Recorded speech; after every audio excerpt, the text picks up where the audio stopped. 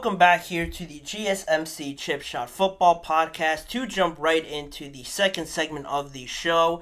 More on the Los Angeles Rams. Now some storylines and some questions that still need answers, quite frankly, heading into the second phase of the offseason, the OTAs portion of the 2024 offseason. Some teams started yesterday and some more teams have started today. With the Los Angeles Rams, I think it's been pretty positive overall, considering that their best player in years has randomly retired this offseason. Aaron Donald announced his retirement and caught everybody by surprise, and it certainly caught me by surprise. And now a lot of people might be looking at this Rams team like there's no way they could muster anything close to what they did last year. Aaron Donald was certainly a leader for the defensive side of the ball for this Los Angeles Rams team, and now how do they try and plug that hole, but also try and build off of some of their young stars? Well, that is where we'll start with some of these storylines. The first one being this new young defense that the Los Angeles Rams had very much built through the draft and through free agency. A lot of new faces coming in, like I mentioned, through the draft and free agency. You have Jared Verse, who was their first-round draft pick this year. Brandon Fisk, a fellow Florida State Seminole, there being drafted as well on the same defensive line as Jared Verse. So that was pretty cool that these two teammates come into Los Angeles.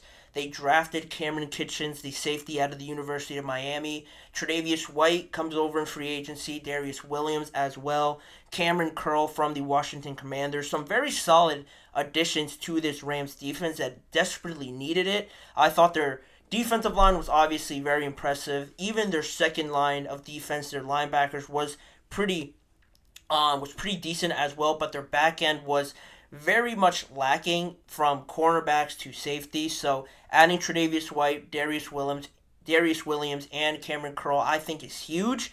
How all of that sort of fits in together to this puzzle, and really who becomes and steps up to be that leader on the defensive side of the ball.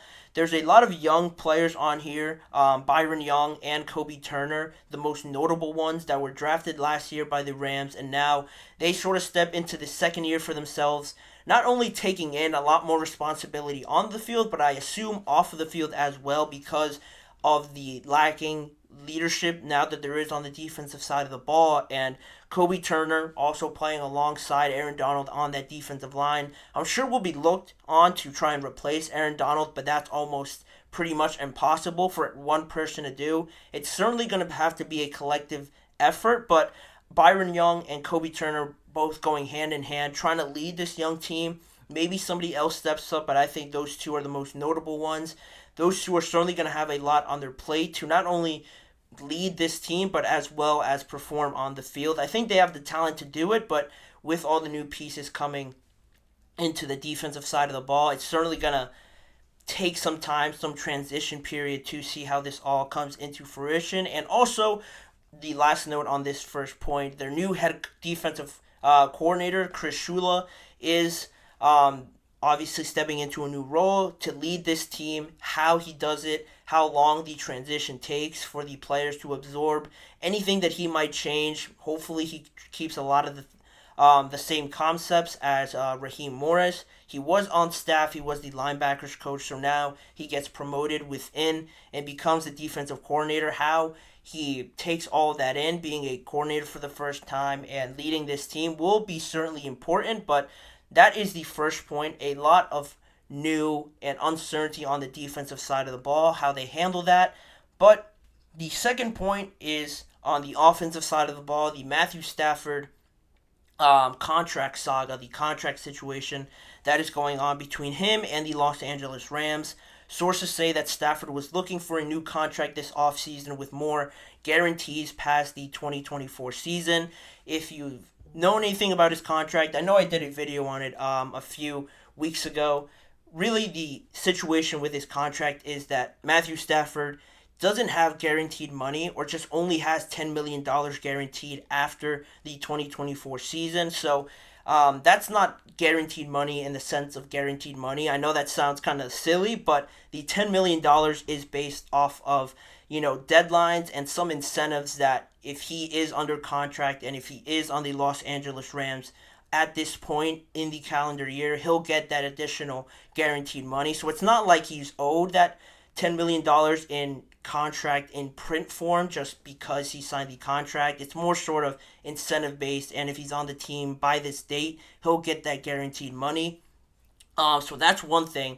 With the age of Matthew Stafford, of course, that seems logical. He wants some more, obviously, security. If obviously he gets injured or something like that, something you can't control happens, it makes sense. But nothing has really been moved since that point of the story breaking about Matthew Stafford wanting maybe more security with his contract. There was some doubts about him maybe skipping out on OTAs, but he was there to start their OTAs portion of the offseason.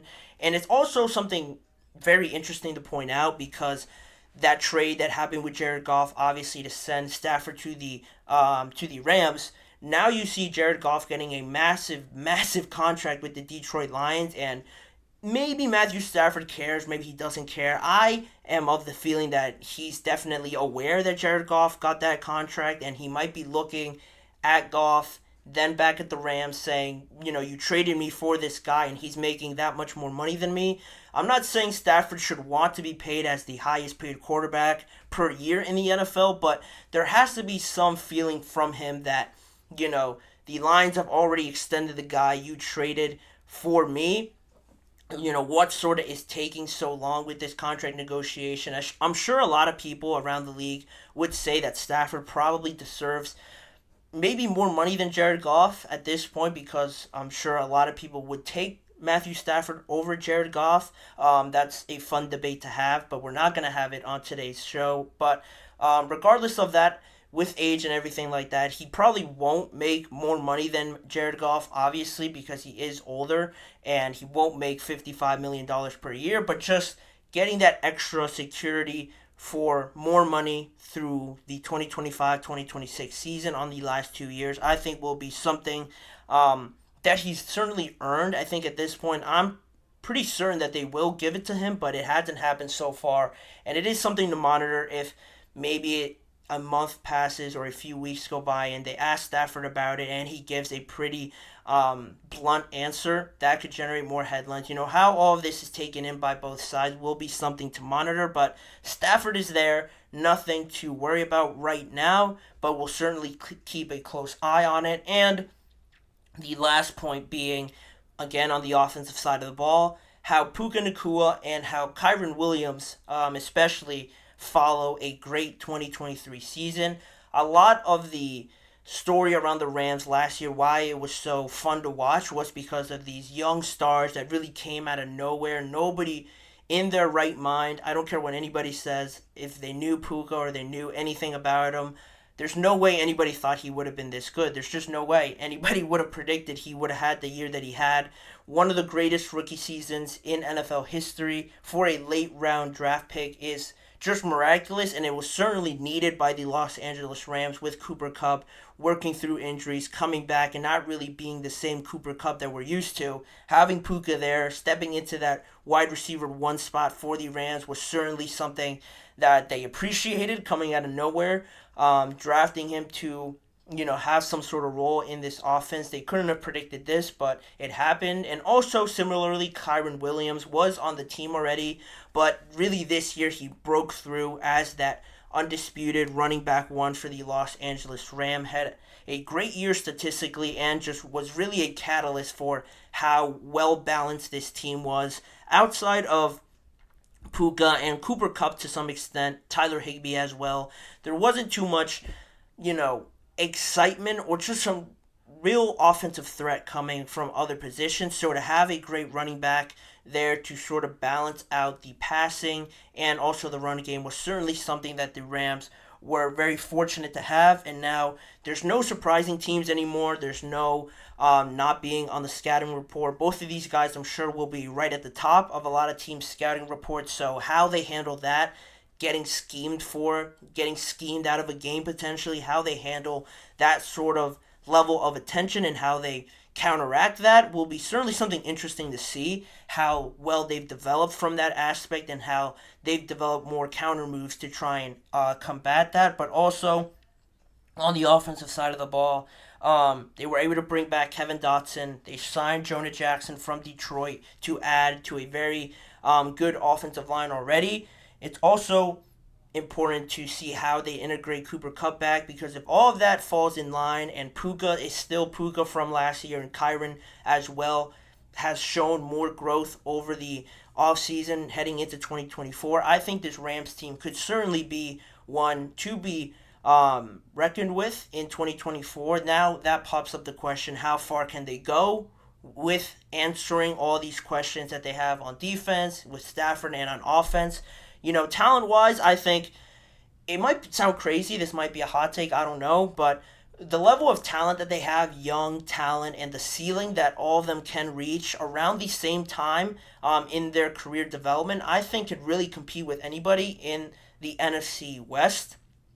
The pillar, the standard right now is the San Francisco 49ers. They have talent coming out of their ears on both sides of the ball. And I think with Fisk, Jared Verse, Darius Williams, Cameron Curl, Puka, Kyren, with Stafford being there maybe for a year or two more, I think they have a great opportunity to really push some of those top teams and have a chance here to consistently be a wild card team at least. Are they going to be good enough to take that division title away from the 49ers? I probably would say no, just because of how much older Matthew Stafford is than the rest of these guys. They're going to reach their real primes in a few years where Matthew Stafford might not be there. So that's unfortunate, but I think with Stafford right now, they could certainly always be in playoff contention, always have that number 2 spot in the division locked down, and I certainly have a lot of trust in them. Sean McVay, I think, doesn't get enough credit as one of the better coaches, not just young coaches in the NFL, but just coaches in general in the entire NFL. I think he's done a tremendous job with this team, building it through the draft, gambling away a lot of their future, and still having a good team like they do right now. I think has a lot to do with him leading this team. They have a lot of talent. The biggest thing is just getting it all to fit together sooner rather than later. And if they do that, I think certainly it will be a lot closer in this division with the 49ers than a lot of people might give them credit for. But again, let me know what you guys think, how you guys are feeling around the Los Angeles Rams. Can they answer all of these questions after Aaron Donald left with the Matthew Stafford contract? Let me know in the chat box or in the comment section afterwards. But we'll move on with the rest of the show. Some more topics, like I mentioned before. We're going to be talking about the NFL scheduling around the college football playoffs, plus the 49ers defensive scheme, bringing in Nick Sorensen and also having Brandon Staley come in as well. How those two mix on the defensive side of the ball for the 49ers will certainly be interesting, plus how the Raiders are changing their scheme around a little bit to accommodate Brock Bowers and their second-year tight end Michael Mayer. Why I'm very high on them using that sort of ability, that is coming up in just a few seconds. So we're going to take a quick break here and come back right after this break.